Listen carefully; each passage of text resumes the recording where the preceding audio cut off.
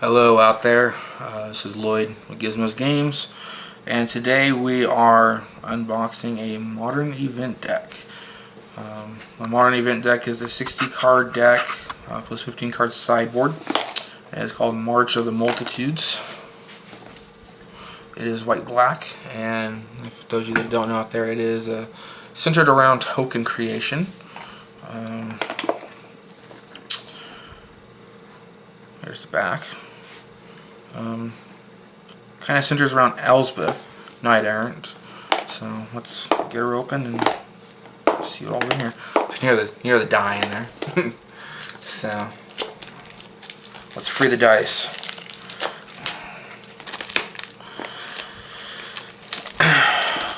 Just comparing the size of the box to some of the other event decks, I think I like this box better. It's just a better built box than some of the other ones. So the first thing in here is the card sleeves.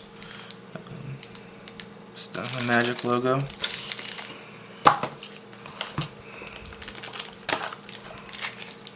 There's the other pack of sleeves.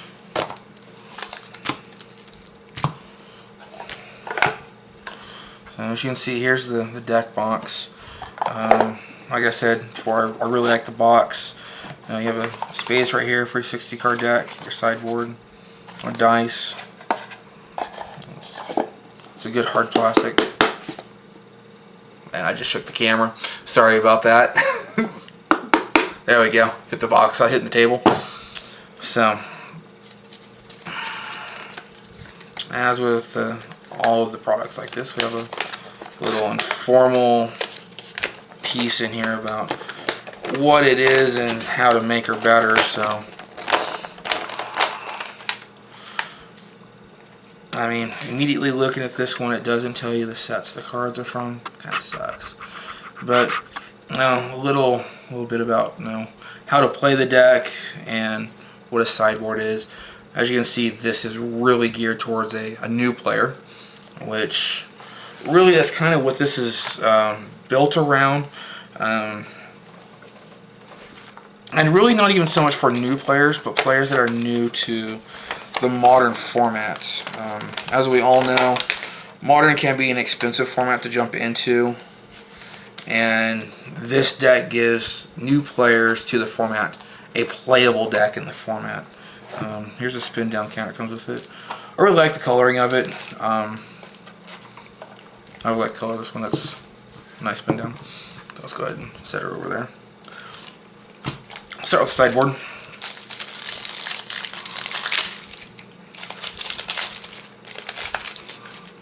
So some mirror tokens, some soldier tokens. Relic Progenitus, Berngston, Forge Tender, Duress, Taki's War Mage, Dismember, and Ghost Quarter. Sign, a little decent sidebar. Of course, a lot of people, why not Thoughtseize instead of Duress? Well, cost. I mean, Duress is a common versus Thoughtseize being an expensive common. And, I mean, realistically, you don't lose life with Duress. I can't see this being a losing card because of that, but no. There are people out there going to disagree with that, and rightly so. So, let's move this sideboard out of the way and get into the deck.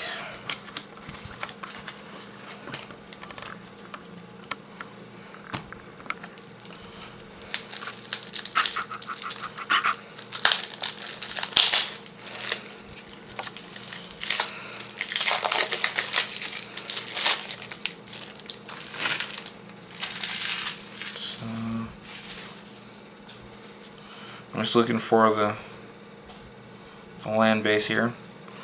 So here's our basic lands. Let's go ahead and pull these out. 2, 3, 4, 5. 5 plains and 4 swamps. So 2 Soul Wardens, Trade Hall Scuffer, exile. I need to move that out of the way. Let's go ahead and move the basic lands out of the way as well. So I'll end up using this whole mat.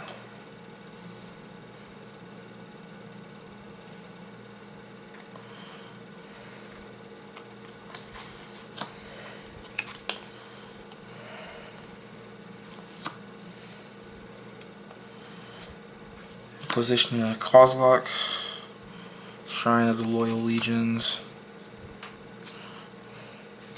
Honor of the Pure, Tangible Virtue,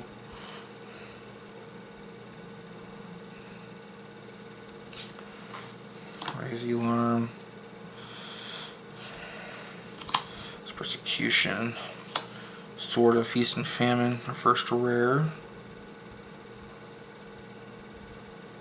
Sorry, not the first rare. Honor the Pure is first rare.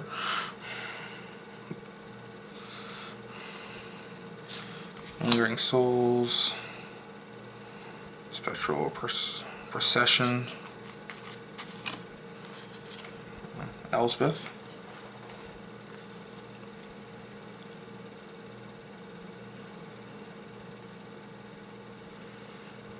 Caves. Yeah. I'd much rather have seen the buddy lands versus the pain lands, but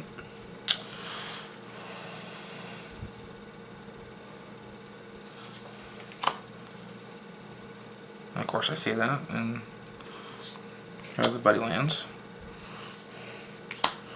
Got the Ult Angel and one Brisk Heights. So, here's the deck. I mean, there's a couple things you can do with it to make it a little bit better. The first thing would be, I'm not a huge fan of the pain lands. I would definitely replace those with some fetches. And of course, no, a single fetch land was about the price of this deck. They're not quite there anymore with them being reprinted in cons. The buddy lands are definitely nice to have, especially with the fetches, because you get those basic lands out when they're coming out untapped. City of Brass, I would replace now with Mana Confluence. And the reason why I would replace City of Brass with Mana Confluence, to me, Mana Confluence is a better card. City of Brass, you take damage every time it comes tapped. Where Mana Confluence, you only take damage if you activate it. So otherwise, it's a functional reprint. A lot of people didn't like the deck for the cost, and I mean, honestly, if you're a player that's already in the game, that's already playing the format, unless you wanted to build a white-black deck that was based around this concept, this probably isn't a good value to you. Now, if you're a player getting into the format that needs something playable, it's definitely worth the price of the deck. The cards are worth what you're paying for, and the price of the deck, I can't say I've had any complaints really with it, especially a return value of what the deck's worth versus what you're getting out of it. I mean, even a play value. But there it is. Have any comments, go ahead and leave them below. We'll get back to you, and thanks for watching, and be on the lookout for more.